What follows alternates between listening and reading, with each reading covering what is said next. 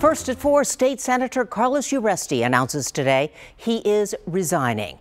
The disgraced politician was recently convicted on 11 felony charges for his role in defrauding investors.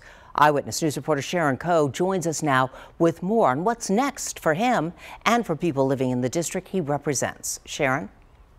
Deborah, in a statement, Uresti asks people he's let down to grant him forgiveness. He says he's thinking about what's best for his constituents and family, so that's why he's stepping down. In February, a federal jury found Uresti guilty of fraud and money laundering. He was involved in a Ponzi scheme against investors. Well, ever since, lawmakers and the community have demanded he resign. Lieutenant Governor Dan Patrick even removing Uresti from his committee assignments.